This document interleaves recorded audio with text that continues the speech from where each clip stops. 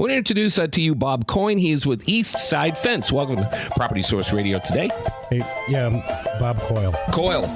That's okay. You're so used to saying coin. That's Pat why. Coyne. Pat Coyne, Bob Coyle. Bob Coyle. That's why. We're relatives. Apologize. somewhere along the Well, way. that's, think so. I would never admit that. Your great grandfather misspelled your last name a little. East Side Fence. You've been in the business how long? I started in 2009, but I started building fences. I've been in the business itself since I was 18 years old. So Really? About 2 weeks. Yeah. How'd you get into fencing? And for those of you who are just joining us, not that kind of fencing. You know. Yeah. Well, my father told me that I should get into some sort of construction job when I was a kid. He said that it would be good. Manual labor is good. The money's not too bad. And so that's what I ended up doing. I started working for a local company around here, and I just kept doing it. How stressful was it to start your own company? To say, I'm going out my own? Look at the look. I spent quite a bit of my own money to do it. You know, so it was very stressful. And I didn't tell my wife for a little while, so. Really? Really? Until she started seeing equipment, then I had to tell her. We're getting a fence? No, we own. Well, now you're doing pretty well, apparently. Yeah, not bad. Yeah. 09, you started. That's good. Yeah. Just curious. One of my neighbors just got a new black fence. I'm wondering if you guys did it. I didn't look and see the company, so I was just curious. Anybody on over in Pittsford on Kirklees Drive you did in the last 2 weeks? No. Okay, I was going to just talk about it if you did do it, but I won't now. So you do all kinds of fencing, like, Yes. regular, and the wrought iron and the, Yes. what's Yeah, that, composite? Yeah, we do a lot of residential fence. We do vinyl, which is a maintenance-free vinyl, black vinyl chain link coated. We call it a black system. All the frameworks coated, and the mesh is black vinyl coated, and a lot of wood fences, aluminum, ornamental. It just goes on the list. What's the most popular? I mean, is there something that stands out that's above and beyond the rest of them? The most popular is maintenance-free vinyl fences. Okay. Most of them are the privacy fences. Right, people put them up around pools and hot tubs and Yeah, sunrooms. and stuff. sometimes they call them spite fences. Yeah. Eastside Fences in Fairport, and I love your little cell line. We will have you surrounded. Yeah. That's very That's good. great. Yeah. Bob Coyle is with us for the next few minutes.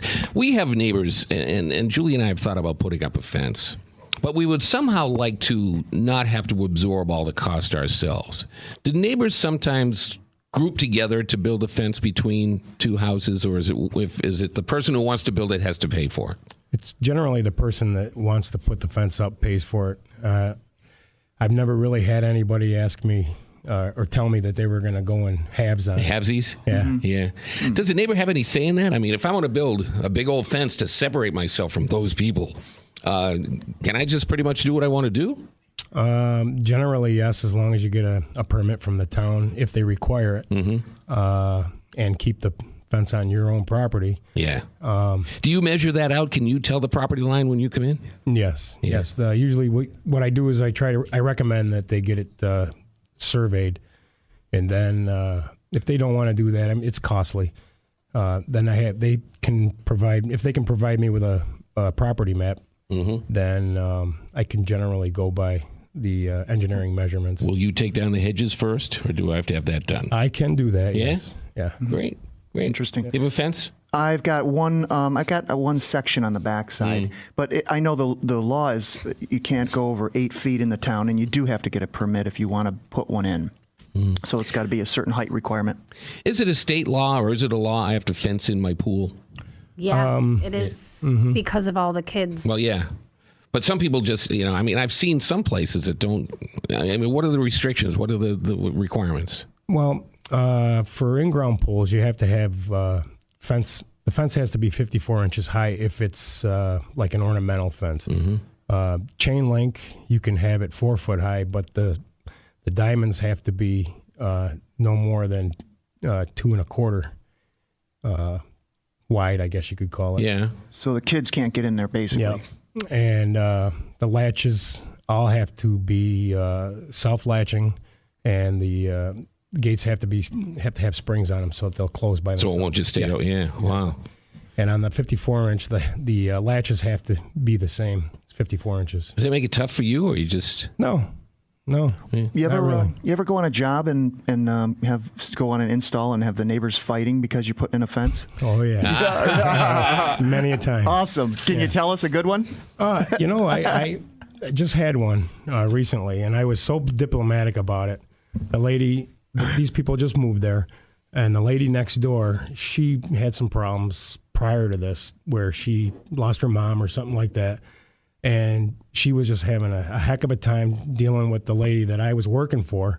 And they were, back and forth at each other. So I had to play the advocate, and I had to get in there and kind of smooth things over. And So your job goes deeper than just putting in a fence. Yeah, and sometimes I surprise my own self. Really? Stuff you didn't think about when you were 19 years old, right? Of course not. No. Yeah. Wow. No, owning your own business is not what a lot of people think it is. But would you recommend owning your own business? I mean, do you feel that freedom of being your own boss? And The only things I don't like about it is like waking up at 3 a.m. all of a sudden and then not being able to get back to sleep because I'm trying to think of what I got to do. But other than that, I really love it. I love my job. I love dealing with the people. And you do estimates, you do all that? I do everything. So you I do come it all. out, you come out to the house, you give me an idea. Do you have, tell me which kind of fence is most efficient? And so you're a full service fencer. Yeah. Fencing. Yep. That's hard work too. I mean, you got to Sure. dig holes and stuff. We put up our own fence, and it was really hard to do. I'm and sure you don't- when you put up like chain link, you have to pull the chain link and stretch it, and that takes forever. And so Leave it to the experts, right, Bob? that's exactly right. Well, Next time. I don't mind giving advice either. Yeah, well, see, it's an ongoing discussion that we have on this show. I ask almost everybody whether they offer do it yourself or whether they prefer to you do it for them. And you're kind of a combo of the two, huh? Yeah, sure. Why not? Mm-hmm. I mean, I can't get every job. There's a confident man. That's true. What's your website if people want to find out more? It's www.eastsidefenceinc.com. EastSideFenceInc.com. Your phone number? It's 585-820-2294. We will put a link to Eastside Fence on our website at PropertySourceRadio.com. Bob, thanks for joining us. I know Saturday is probably a busy day for you, so Estimate day. we'll get you estimate day. Yeah. We'll get you out there and do some estimates. Thanks for joining us today. All It's right, great to thank you meet guys you. very much. All right. Carlos is in our corner and your corner. He's coming up next when we come back to Property Source Radio till 10 o'clock at Sports Radio 950 ESPN.